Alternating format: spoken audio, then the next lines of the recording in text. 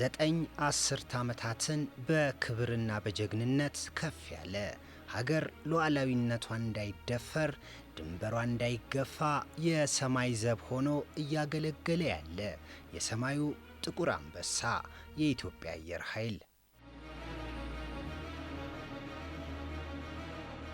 የኢትዮጵያ አየር ኃይል የኢትዮጵያን ሰንደቅ ከአድማስ በላይ ከፍ አድርጎ በማውለብለብ ለኢትዮጵያ ብቻም ሳይሆን ለቀጠናው ደህንነት ዘብ የሚቆም የአፍሪካም ኩራት ሆኖ 90 ዓመታትን በክብርና በጀግንነት አገልግሏል። በ1928 እንደተመሰረተ የሚነገርለት አየር ኃይሉ ከምስረታው ጀምሮ የተለያዩ ችግሮች ቢገጥሙትም ራሱን እንደ ንስር እያደሰ ዛሬ ላይ ደርሷል። ከፈረንሳይ፣ ስዊድን፣ ከአሜሪካና ሌሎች ሀገራት የስልጠናና የቴክኒክ ድጋፍ በማግኘት ራሱን በእውቀት በማጎልበት እንደተጀመረ ሰነዶች ያስረዳሉ። ከ1935 እስከ 1941 ዓ.ም በነበረው ሁለተኛው የጣሊያን ወረራ በጠላት እንዲወድም ቢደረግም ከነጻነት በኋላ ዳግም ተገንብቶ ለመዘመን በቅቷል። በ1954 ዓ.ም ጠንካራ አቅምን በመገንባት በኮንጎ በሰላም አስከባሪነት ለመሳተፍም በቅቷል። የሌሎች አፍሪካ ሀገራትን የአየር ክልል በመጠበቅም ታሪክ የማይሽረው አስተዋጽኦ አበርክቷል። ይህ አየር ኃይል በቀደመ ታሪኩ አፍሪካ ውስጥ ስመጥር የሚባል ተቋም ነው። ለምሳሌ ታንዛኒያ ከወራሪው ኃይል ነፃ ከወጣች በኋላ የታንዛኒያ ጎረቤት የሆነው ሞዛምቢክ በፖርቹጋል ስር ከኮሎኒ ነፃ አልወጣም ነበር።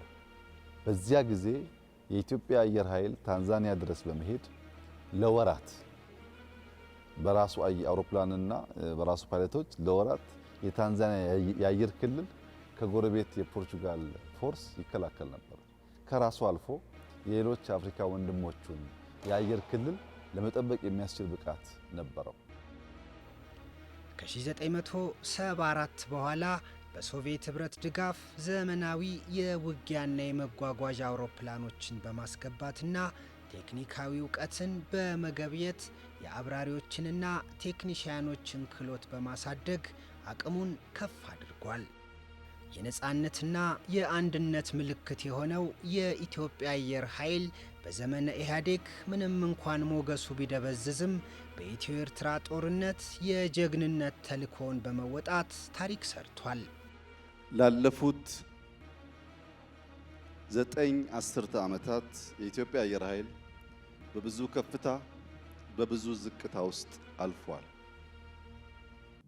በብዙ ከፍታ ባለፈበት ዓመታት ጊዜዎች ውስጥ ለሀገር ኩራት፣ ለሀገር መከታ ኢትዮጵያን ለደፈሩ ሰዎች ሁነኛ መድኃኒት ሆኖ ከምስራቅ፣ ከሰሜን፣ ከደቡብ ኢትዮጵያን ለማጥቃት የሞከሩ ኃይላት ማሳፈር የቻለ ታላቅ ተቋም ነው። እንደ አልሸባብ ያሉ የሽብር ቡድኖችን በመዋጋትና ድባቅ በመምታት ዓለም አቀፍ ተልእኮን ጭምር በብቃት በመወጣት 90 ዓመታት ከትውልድ ወደ ትውልድ የሚተላለፍ ደማቅ ታሪክ የጻፈ ታሪካዊ ተቋም ነው።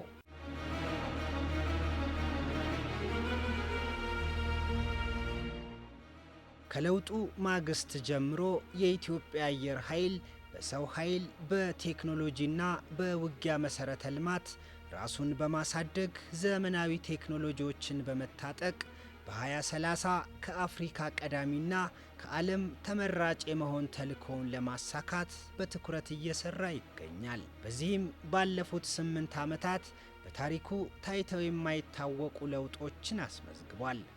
ራስን የመቻል ስትራቴጂ ነው እያሳየናቸው ያለው። ለራሳችን የምናደርገው ራሳችንን የመቻል ኢትዮጵያ ራሷን የመቻል ከቴክኖሎጂ ቀኝ ግዛት የመላቀቅ ቢያንስ በተወሰነ ደረጃ የመላቀቅ ነገር ካልመጣ ይሄ አሁን ያለንበት በጣም ውስብስብና ውጥንቅጦ የወጣ ዓለም ውስጥ ገዝተን አምጥተን ሀገር መከላከል አንችልም። ፍልስፍናችን ይሄ ነው። ገዝተን አምጥተን ሀገር መከላከል አንችልም። ገንዘብ የለንም። አንድ ገንዘብ ቢኖርህም ደግሞ ከፈለገ የሆነ ጉልበት ያለው ሰው ያስቆመሃል። እሱም ቢለቅ ደግሞ የሚያመርተው ደግሞ ቢያንስ 5-6 ዓመት ይቀጥረሃል። የዛኔ ደግሞ ሀገር አደጋ ላይ ይወድቃል።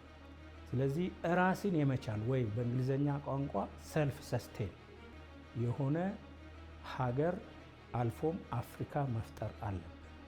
የቴክኖሎጂ የሰው ኃይል አየር በአየር አየር በምድር ብቻ ሳይሆን ከአየር ጥቃት ኢትዮጵያን ለመከላከል የሚያስችል በርከት ያሉ ቴክኖሎጂዎች ለመታጠቅና ብቃታችንን ከፍ ለማድረግ ሰርተናል።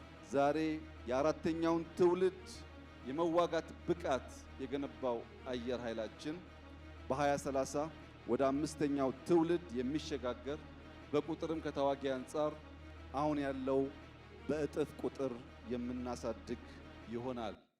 የኢትዮጵያ አየር ኃይል የኢትዮጵያን የአየር ክልል በማስከበርና ሉዓላዊነቷን በማስጠበቅ ልክ እንደ ወትሮ ሁሉ በክብርና በጀግንነት የሀገርን ዳር ድንበር ማስጠበቅ የሚችል ዘመኑን የዋጀ ቴክኖሎጂን የታጠቀ ከራስ አልፎ አፍሪካውያን ተምሳሌት ሊያደርጉት የሚችሉት የትውልድ ተቋም ነው።